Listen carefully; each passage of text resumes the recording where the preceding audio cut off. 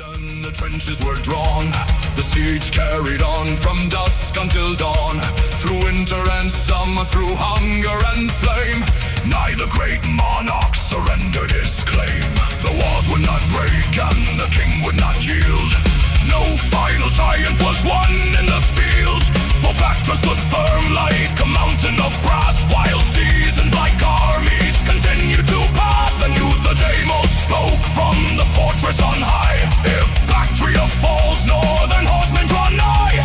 The nomads will pour through the gates of the land, and neither of us will their fury withstand. Antiochos, listen, for wisdom is might, and kings must know more than the glory of fight. Not every great victory ends with a blade. Some empires are strengthened by bargains well made. So the spears were lowered, the war banners furled, and peace bound together two kings of the world. Young Demetrius stood before Antiochos' throne, and Bactria's kingdom was left as its own.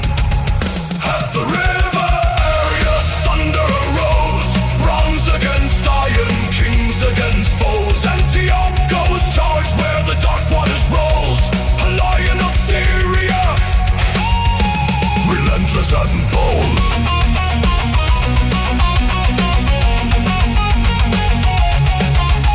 Before mighty Bactra two monarchs endured, one guarded his kingdom, one empire secured. Not conquered by weakness, nor broken by fear, but joined by the wisdom that victory makes clear. Antiochos Megas, the eastern lands knew, the king who could conquer and negotiate too. From Arius waters to Bactra's high wall, the great king's shadow stretched over them all. The river remembers the hooves and the cries, the walls still endure beneath Bactrian skies, where warriors bled and the cavalry's pride. He followed the dawn to the Arius side.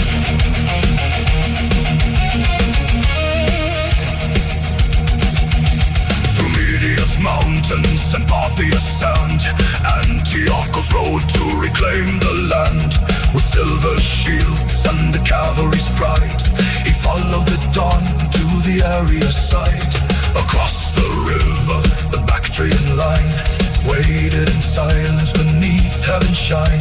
10,000 horsemen guarded the shore, certain no army could cross them in war. But the king raised the spear as the river ran red. Forward, companions let fear join the dead. The trumpets cried out, the horses took flight, and the river Arius thunder arose.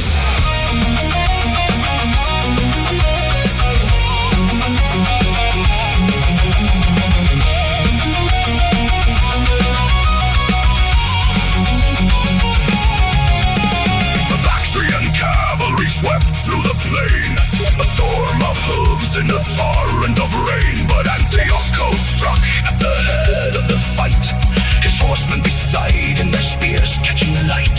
His feet fell beneath them, his armor was torn, his face marked with blood in the blaze of the morn.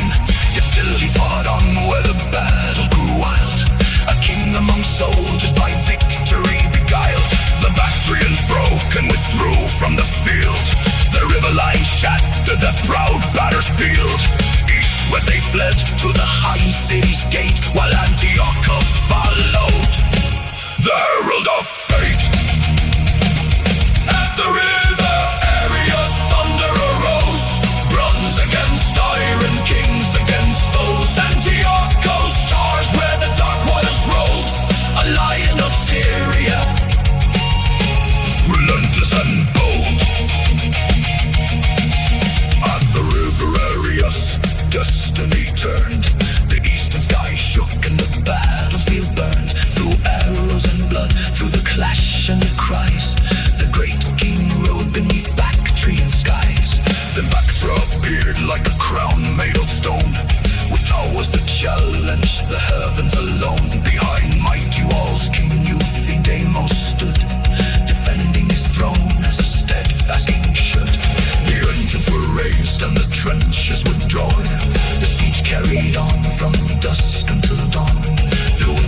some through hunger and flame. Nigh the great monarch surrendered his claim. The walls would not break and the king would not yield. No final triumph was won in the field. For back just stood firm like the mountain of brass, while seasons like armies continue to pass. The walls would not break and the king would not yield. No final triumph was won in the field. For back just stood firm like a mountain of brass, while seasons like armies continue to pass. Antiochos, oh Antiochos, Arius, thunder arose. Bronze against iron, kings against foes. Antiochos charged where the dark waters roll. The lion of Syria, relentless and bold. The Bactrian cavalry swept through the plain, a storm of hooves and a torrent of rain. But Antiochos struck at the head of the fight, his horsemen beside him, the spears catching light. His spear fell beneath him, his armor was torn, his face marked with blood in the blaze of the morn. Yet still he fought on where the battle grew wild, a king among soldiers by victory beguiled. The Bactrians broke and withdrew from the field. The river light shattered their proud banners peeled. East but they fled to the high city's gate, while Antiochos followed.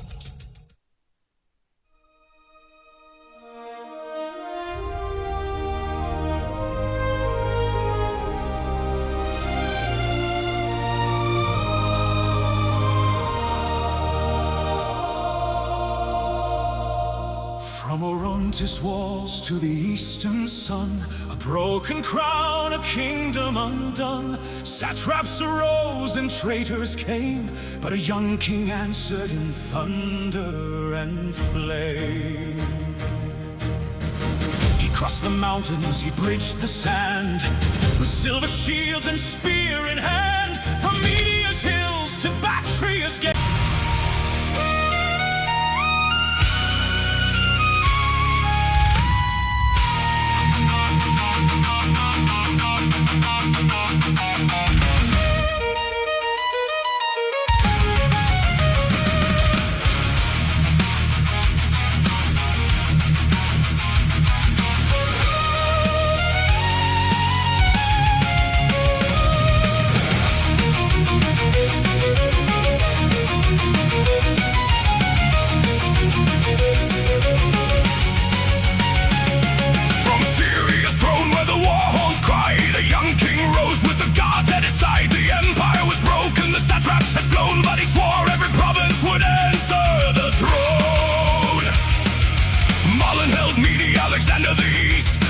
rebel armies and gathered their beasts. Antiochos crossed where the Tigris ran red. Their soldiers deserted, the leaders lay dead.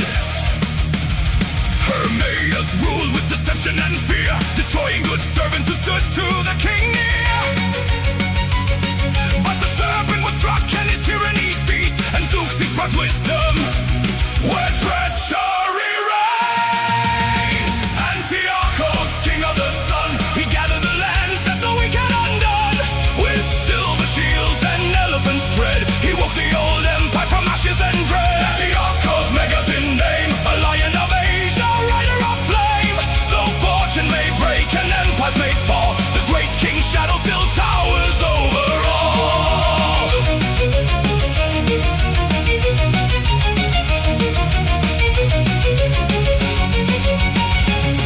Seleucus' harbor returned to his hand, then southward he marched to Phoenician land. At Raphia his cavalry shattered the right, but he followed too far and surrendered the fight.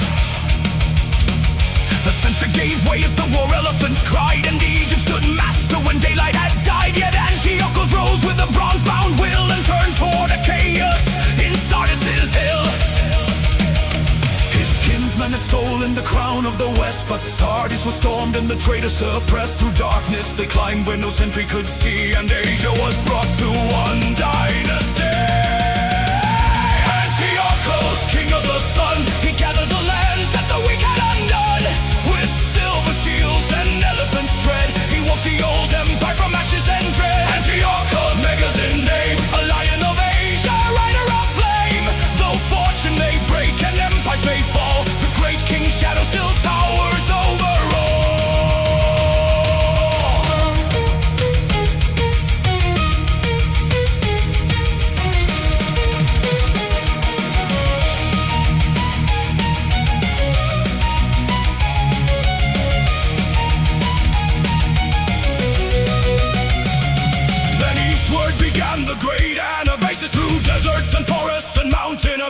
As Arsaces burned every well in the land, but the king followed on with the spear in his hand. At Mount Labus the enemy guarded the height, rolling down stones through the smoke of the fight. But light troops climbed over the mountain behind and broke through the pass that no army could find.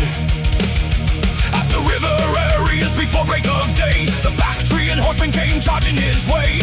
Antiochos fought at the front of the line, where bronze struck on bronze by the river's red spine. Bactria resisted, but peace ended war. Two-sided ruled as an ally once more. Then over the Hindu Kush, distant and grand, the king reached the courts of the rulers of India.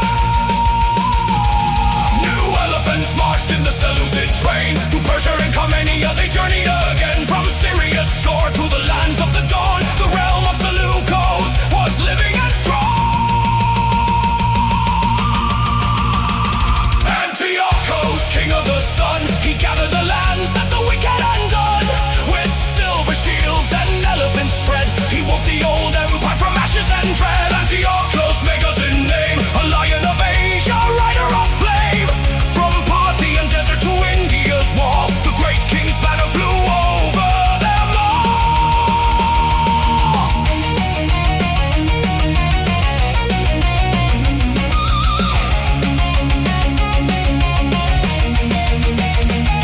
Then Egypt was ruled by a child on the throne, and Antiochos marched to reclaim what was known at Panium. The armored cataphracts flew while the phalanx advanced and the war trumpets blew.